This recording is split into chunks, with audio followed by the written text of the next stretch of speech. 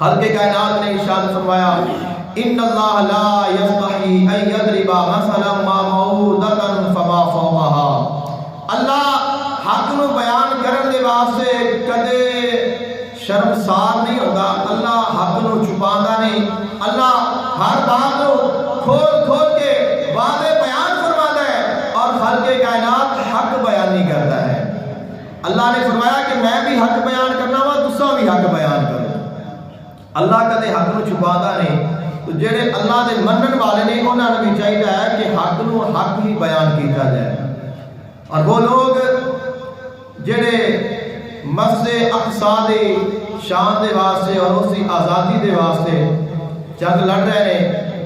انہاں دی بہت بڑی شان ہے، انہاں نوں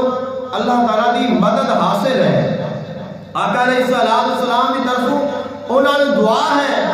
آقا علیہ السلام نے فرمایا مسجد اقصی وہ ہے جڑی انبیاء کرام علیہ السلام کی سرزمین ہے، اور مسجد اقصی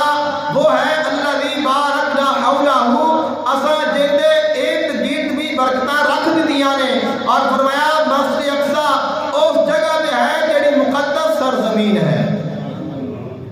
خالق کائنات نے فرمایا وہ ساری زمین ہی مقدس ہے، وہ ساری زمین ہی پاک ہے۔ آقا علیہ السلام نے فرمایا یہ ایسی زمین ہے، اس زمین تے اللہ دے فرشتے ہمیشہ رحمت دے پر پھیلا کے پھرتے رہتے ہیں۔ آقا علیہ السلام نے ارشاد فرمایا ایک ایسا دور آئے گا، ایک ایسا وقت آئے گا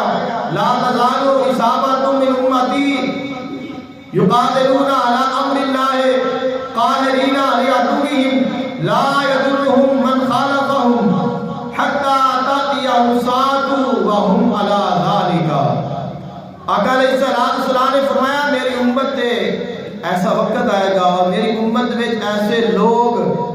ایسے مجاہدین موجود رہیں گے جنہیں فرمایا ہمیشہ اللہ دے حکم تے جہاد کرتے رہیں گے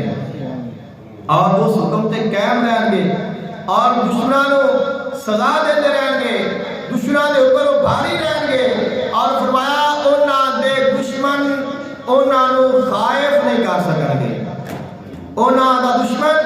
انہاں نو ڈرا نہیں سکے گا، انہاں نو دبا نہیں سکے گا، اور فرمایا وہ انہاں دا مقابلہ کرتے رہیں گے جہاں تک کہ قیامت آ جائے گی، لیکن انہاں دا ایمان پھر بھی مضبوط رہے گا۔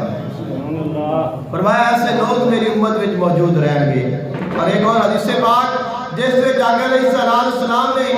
خصوصی طور پہ بیت المقدس دا دمشق دا ذکر فرمایا۔ آقا علیہ السلام نے فرمایا لا تزال اصابۃ من امتی یقاتلون علی ابواب دمشق وما حولها وعلی ابواب بیت المقدس وما حولها لا یضرهم خذلان من خذلهم ظاہرین علی الحق ان یقوم الساعۃ۔ آقا علیہ السلام نے فرمایا میری امت وچ ایسے لوگ موجود رہیں گے جڑے ہمیشہ دمشق بیت المقدس انہاں دے دروازیاں اور انہاں دے ارد گرد جہاد کرتے رہیں گے اور دشمن کا مقابلہ کرتے رہیں گے۔